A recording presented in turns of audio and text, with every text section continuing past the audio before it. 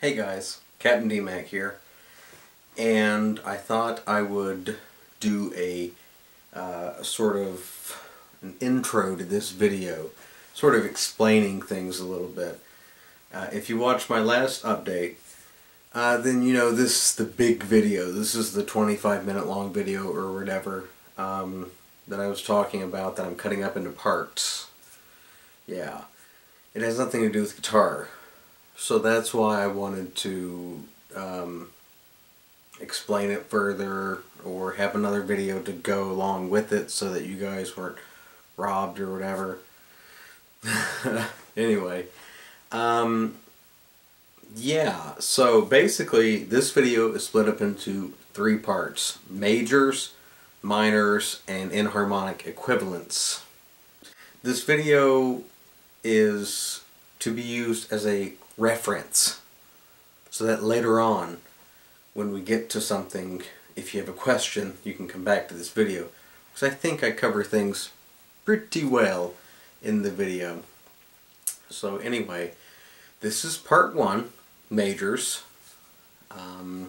Stay tuned, because we will be getting into the actual guitar lesson part very soon, as in maybe even this week.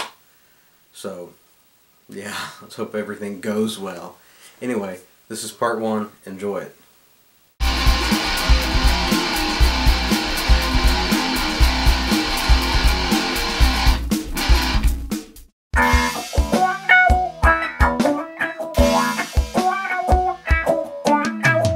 Hello, I'm Captain D-Mac, and welcome once again to my channel.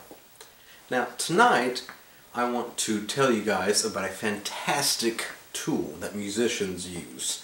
It's called the Circle of Fifths, and it's a fantastic little circle, and it's got these key signatures on it, and well, basically it helps you determine, you know, what your song's going to sound like, more or less. Now you might be wondering, how can a circle, just a little circle, have so much knowledge and information and really help us get anywhere in music? Well, that's why I'm standing in my garage tonight, because behind me is a 1978 CJ5 Jeep Wrangler. Oh, isn't she beautiful? Take a look. Anyways, I wanted to use the Jeep as an example to show you that the smallest things, the smallest circles, can help anybody get on the right path. Just like in music. Here are some of those examples. Wheels, lights, steering wheels. Fantastic. Now, after seeing that, it kind of makes a little bit more sense, right? No? Well, let's go to the whiteboard.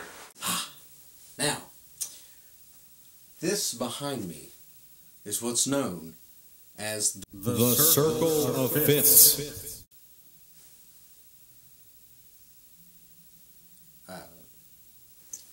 Anyways, yes, and this is what I was talking about. This is that magical tool that can help you find the right path for your song. Let me go into it a little bit more detail. It is a circle. Duh. And on this circle you see letters on the outside and on the inside. Now each one of these letters is a note, and these notes represent a key signature. Okay? Now on the outside we have major key signatures. On the inside, minor key signatures. We'll get to those in a bit. Let's focus on the major ones now. The circle tells us how many sharps or flats each key signature has. And it's useful because when you are writing a song or playing a song, you know what notes to play. And furthermore, if you're a composer, you'll know what a musician or a player might find easier. Again, we'll get to that bit in a little bit too. Now, it's all jumblied up, as you can see. I mean, it goes C, G, D, A, E. That's not right. It is on the circle. Because the name, as the name suggests, it is in fifths. So, basically, we'll start at C and count up. C, D, E, F, G. From G, we'll count up 5. G, A, B, C, D. And so forth. Hence the name, The Circle of Fifths. Really? Anyways, now let's get into it. C. No sharps, no flats. Kind of the, you know, well-to-do, all-around, happy-go-lucky key. This is a natural sign, by the way. I don't know if you can really see that. But anyways, you don't see this very often, as it is more so implied. If you see a note like E, you know it's just E. If you see E with a sharp or a flat beside it, then obviously that's E flat or E sharp. It should be noted that E sharp is actually F. There is no E sharp. Anyways, more on that later too. Now, there's a really snazzy kind of cheater's guide to remembering exactly which sharp is in what key. Okay, let's focus on this side. Now, C has nothing in it. G has one sharp. That one sharp is F. Now look at this. Let's start at G, skip C, and what we have here. What's the very next letter? F. F is the next letter. F is the one sharp. Let's move to D. Two sharps. What do you think they're going to be? D, cover the G, F, and C. Go to A, cover the D, F, C, G. Three sharps. And so forth on the sharp side. The flats have their own little thing too. Anyways, this is really only useful if you've memorized the circle or have a diagram of it.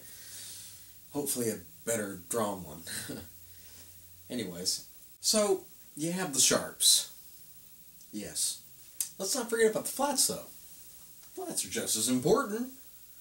You know. I mean, yeah. So anyway, let's take a look. F. One flat. A B flat. B flat has two flats. A B flat and an E flat. Now, it should be noted that in music, when it comes to like sharps and flats and the circles, the further along you progress on the circle, either side, you must be reminded that the first sharp or the first flat stays in position and it is just added to that, basically. So, when you get to D, you have two sharps, F and C. It's not like you forget about F and just do C, or whatever. F is always going to be sharp on anything past C. There's always an F sharp in these. Yeah. Oops. Oh well. So, just a little tidbit. Now back to the flats. The little clever way to remember which flat goes where in what key is by jumping ahead this time. F has one flat. B flat. B flat has two flats. B flat and E flat. E flat has three flats. B flat, E flat, and A flat. D, same thing. Again, so forth and so on. Well, there you have it. Part 1, majors. Oh boy, this is going to be fun, isn't it? Anyways, I hope you took notes, because they will help you. Yeah, I guess that's it. So, that was part 1. We'll get to part 2 later on. And stay tuned to the channel, like the video, subscribe, tell all your friends about this channel. Anyways, I'm Captain DMAC, and I will see you later.